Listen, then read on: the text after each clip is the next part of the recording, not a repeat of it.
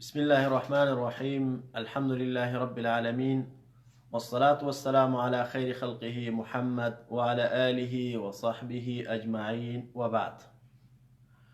ورونو تاسو ټول ته معلومات دي چې د رمضان میاشت په ختمېدو باندې ده او آخري 10 ورځې دا داخلېدونکې دي.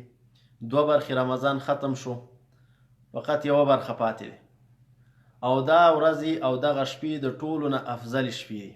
کمې دا 10 شپې چې را روانې دي دا د ټولو نه افضل شپې دي. نبي علیه الصلاة والسلام وی من قام رمضان ایمانا و احتسابا غفر له ما تقدم من ذنبه. رسول الله صلی الله علیه وسلم وی څوک چې د رمضان میاشت په عبادت باندې تیره کړي د دې وجې نه چې په الله باندې ایمان لري او دغه رنګې د الله رب العالمین نه د اجر امید لري، نو الله رب العالمین به ورته مخکیني ټول ګناهونه معاف کړي. بیا خاص شکل باندې د 10 شپې چې کومې د نن چې روژه ماتې کېږي د دې نه د 10 شپې شروع کېږي. عایشه رضی الله عنها وایي چې نبي علیه الصلاة والسلام به اذا دخل العشر شد مئزره، چې کله به اخري 10 شپې داخل شوي نو نبي علیه الصلاة والسلام به ثوب وتاړه، جامه به یې وتړله، واحیا لیله یعنې ځان به برابر که عبادت او شپې به یې ژوندۍ کړې په عبادت سره، وایقظ اهله او خپل اهل به هم راپاڅو، خپل ماشومان او دغه رنګې زنانه او دا به هم راپاڅولي. د نبي علیه الصلاة والسلام چې کومې زنانه وي د دې په خاطر باندې چې د الله رب العالمین ته عبادت وکړي. دغه رنګې رسول الله صلی الله علیه وسلم وایي چې هره شپه باندې الله رب العالمین ځینې بندګان د اور نه ازادوي. دغه رنګې په دې 10 شپو کې به یو بل لوی فضیلت دی چې دا په ټول کال کې نشته، هغه دا چې د قدر شپه ده، لیلة القدر چې ورته وایي.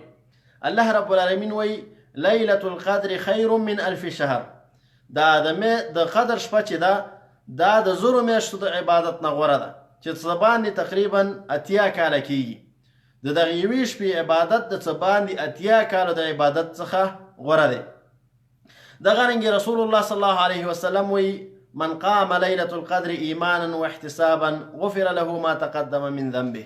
څوک چې د رمضان شپه د الله رب العالمین د اجر په خاطر او دغه رنګې چې مسلمان دی ایمان لري په دې خاطر د دې عبادت وکړه، نو الله رب العالمین به ورته مخکینی ټول کوم ګناهونه چې کړي دي هغه به ورته معاف کړي. ومن صام رمضان ایمانا واحتسابا غفر له ما تقدم من ذنبه.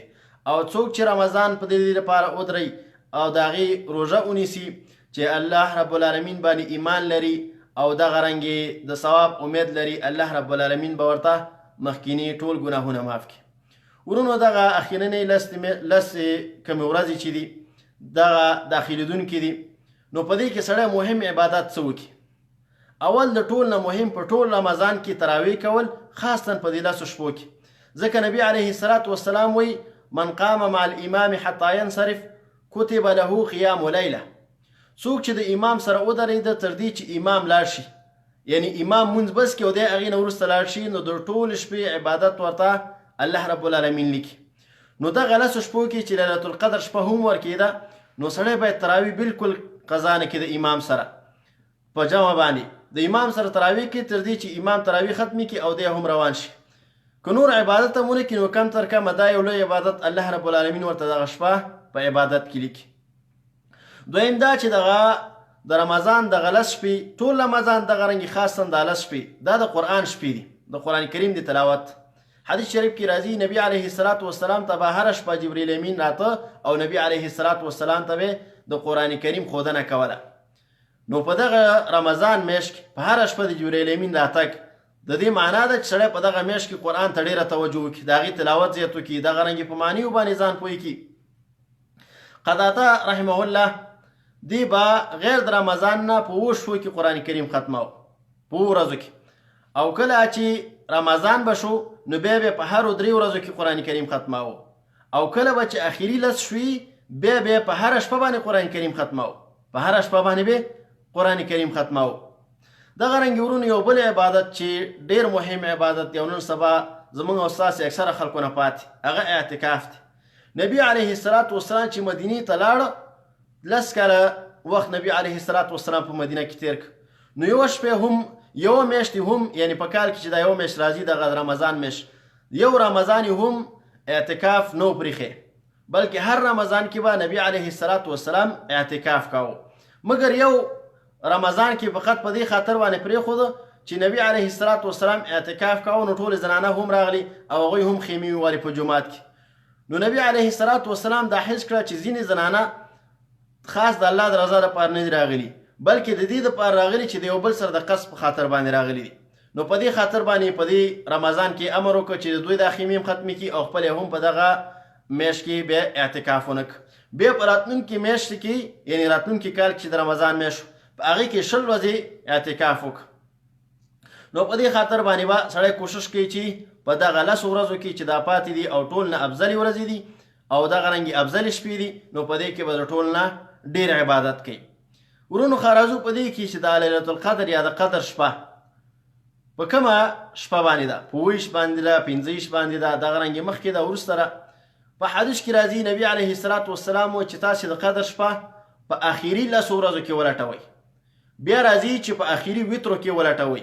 وتر معنا 21 23 25 20 او 29 دا وتر شپې دي. په دې شپو کې لیلة القدر ولټوئ. او کوم چې ډېر روایت راځي هغه د 20 او 25 او دغه رنګې 29 په دې باره کې ډېر روایت راځي چې په دغه کې د قدر شپه ده. نو سړی به په دغه 10 ټولو ورځو کې پوره کوشش کوي چې الله رب العالمین ته ودرېږي، خاصا دغه وترو شپو کې چې دې کې دا ډېر امکان شته چې د قدر شپه وي او د دغه یو شپې عبادت د هغه څه باندې 80 کالو د عبادت سره مساوي کېږي.